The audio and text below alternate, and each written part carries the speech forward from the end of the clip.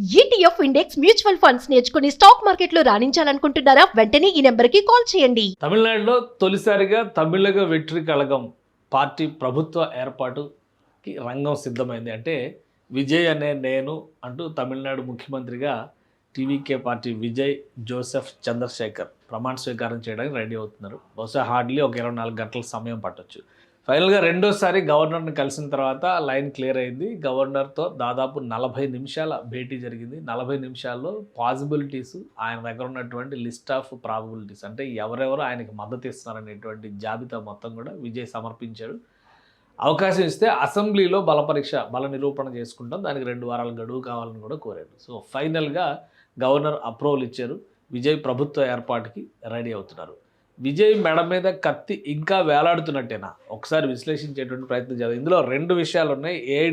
DMK కలవడం అనే చర్చ విస్తృతంగా జరుగుతుంది. కానీ విజయ్కి సింగిల్ లార్జెస్ట్ పార్టీగా అవకాశం వచ్చింది కాబట్టి ముందుగా ప్రభుత్వ ఏర్పాటుకు మాత్రం ఛాన్స్ ఇవ్వాలనే డిమాండ్ కూడా చాలామంది మేధావులు, చాలామంది నాయకులు, వివిధ ముఖ్యంగా సినిమా రంగానికి చెందిన వాళ్ళు చాలామంది రియాక్ట్ అవుతున్నారు దానికి. సో మొత్తానికి గవర్నర్ ఒక డెసిషన్ తీసుకున్నాడు. అది ఒక పాజిటివ్ డెసిషన్ కానీ మనం చూడాల్సి ఉంటుంది. ఇప్పుడు ఒక ప్రొసీజర్ ఏదైనా కానీ ఒక నిర్ణయం తీసుకునేటప్పుడు ఒక ప్రొసీజర్ ఉంటుంది. ప్రొసీజర్ జరిగే వరకన్నా ఓపిక పట్టాలి. ఈరోజు చెప్తే రేపటికల్లా అయిపోవాలంటే ఇది రాజదండం కాదు కాబట్టి ఇష్టం వచ్చినట్టు చేయలేరు. ప్రజాస్వామ్యంలో పద్ధతిని ఫాలో అవ్వాలి కాబట్టి గవర్నర్ ఒక రోజు టైం తీసుకున్నారు. మళ్ళీ 2వ రోజు డిస్కస్ చేశారు. ఆయన ఫస్ట్ వెళ్ళినప్పుడు ఓన్లీ టీవీకే గెలిచిన అభ్యర్థుల జాబితా ఇచ్చారు. తర్వాత ఇప్పుడు కాంగ్రెస్ లిస్ట్ కూడా యాడ్ చేశారు. మరికొంతమంది కూడా మద్దతు ఇస్తున్నారని చెప్పారు. సో బల నిరూపణలో నెగ్గుతారనేటువంటి ధీమా వ్యక్తం చేశారు. అలానే ప్రధాన ప్రతిపక్షం కాబోతున్నటువంటి డిఎంకే అధినేత స్టాలిన్ కూడా ఒక స్టేట్మెంట్ ఇచ్చారు. 6 నెలలు గడువిస్తున్నాం అన్నారు.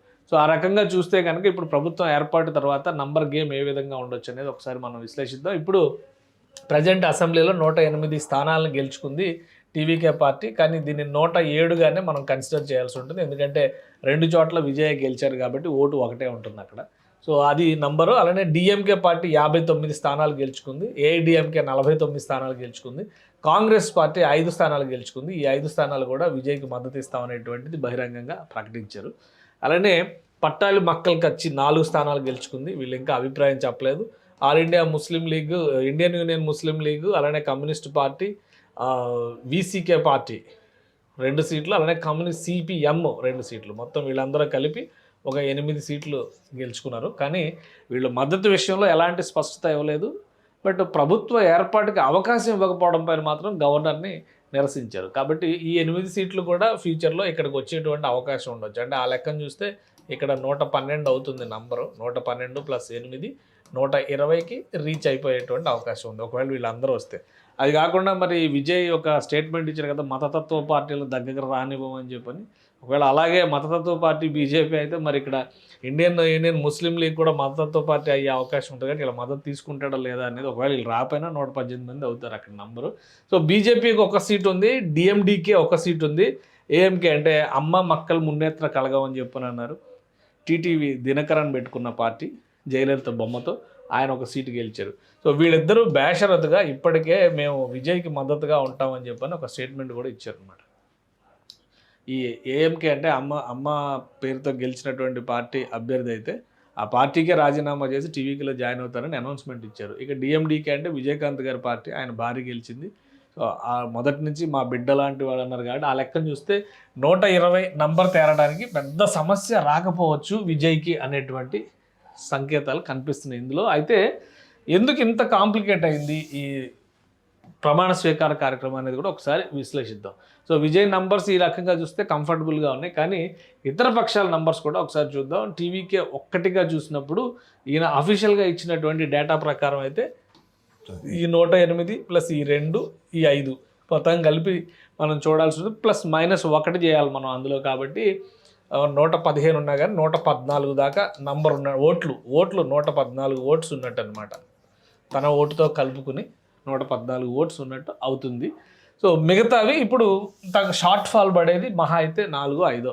కాబట్టి 4-5 దక్కించుకోవడం అనేది పెద్ద విషయం కాదు. కాకపోతే విపక్షాల నంబరే కొంత ఆందోళనకి గురి చేస్తుంది. అందుకని ఒకసారి అది కూడా చూద్దాం. ఇప్పుడు డిఎంకేతో ఈ 3 పార్టీలు ఉన్న ఇది ఈ 8 ఇండియన్ యూనియన్ ముస్లిం ఈ మొత్తం 8 నంబర్ కనిపిస్తుంది ఇక్కడ. 8 సీట్లు +59 అంటే 67 సీట్లు వీళ్ళతో కనిపిస్తున్నాయి. ఇవి కాకుండా అంటే 67 సీట్లు ప్లస్ మనం ఒకసారి చూస్తే ఏడీఎంకే నంబర్ ఒకసారి మనం చూడాలి. ఏడీఎంకే కొంత ఉవ్విళ్ళు ఊరుతున్నట్టుగా సమాచారం వస్తుంది. ఏడీఎంకేకి 47, పట్టాలి మక్కల కచ్చి 4, ఒకటి బీజేపీ ఉంది. సో ఈ నంబర్స్ చూస్తే మిగతా అయితే మనం ఎక్స్క్లూడ్ చేసాం కాబట్టి ఎక్స్క్లూజివ్గా ఈ నంబర్స్ మాత్రమే చూస్తే కనుక ఇక్కడ ఒక 51 బీజేపీని మనం తీసేసినా కానీ 51 కనిపిస్తుంది, 52, 51 కనిపిస్తుంది. కానీ ఇక్కడ 67 కనిపిస్తుంది. అదే ఇక్కడ సమస్య వస్తుందన్నమాట. 67 ప్లస్ 51 మళ్ళీ ఎలా చూసినా కానీ వీళ్ళ నంబర్ కూడా ఆల్మోస్ట్ 120కి చేరువ అవుతుంది. అంటే అక్కడే సమస్య ఏర్పడుతుంది. ఇక్కడ 18 ప్లస్ 11 అంటే 118 నంబర్ అవుతుంది. మిగతా చిన్న పార్టీలను మనం మినహాయించి చూస్తే ఒకవేళ ఈ పార్టీలన్నీ మనం మినహాయించి చూస్తే కనుక పట్టాలు మక్కలు కచ్చి అటువైపు ఉంది కాబట్టి అంటే ఇటు నుంచి చూసినా కానీ 118 వస్తుంది. సో ఇక్కడ సమస్య విజయ్కి ఇంకా మెడ మీద కత్తి వేలాడుతుంది అని చెప్పడానికి ఇది ఒక ఉదాహరణ మాత్రమే. అయితే ప్రధాన ప్రతిపక్షంగా ఉన్న డిఎంకే ఒక క్లారిటీ ఇచ్చేసింది, 6 నెలలైనా అవకాశం ఇస్తాం, ప్రజా తీర్పును గౌరవిస్తాం. కానీ ఏడీఎంకే మాత్రం తెర వెనుక ప్రయత్నాలు ఇంకా చేస్తున్నట్టుగానే సమాచారం. నిన్న రాత్రి డిఎంకే ఆఫీస్కి కొన్ని ప్రతిపాదనలు కూడా ఏడీఎంకే నుంచి వెళ్ళినాయి. కానీ స్టాలిన్ ఒక సమయోచితమైన నిర్ణయం తీసుకున్నారు.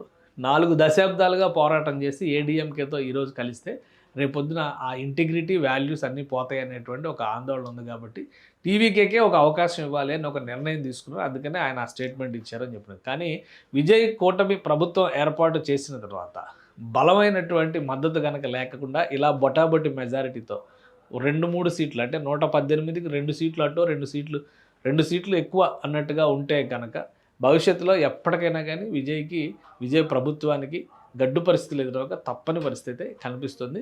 సో ఫైనల్గా గవర్నర్ ఇచ్చినటువంటి అవకాశాన్ని వినియోగించుకొని 2 వారాల గడువులోగా విజయ్ ఎంతమందిని తన పక్షానికి తీసుకోగలుగుతారు. ఎందుకంటే మొదట ఏడీఎంకేలో చీలిక రాబోతుంది అనేటువంటి ఒక ప్రచారం చాలా గట్టిగా జరిగింది.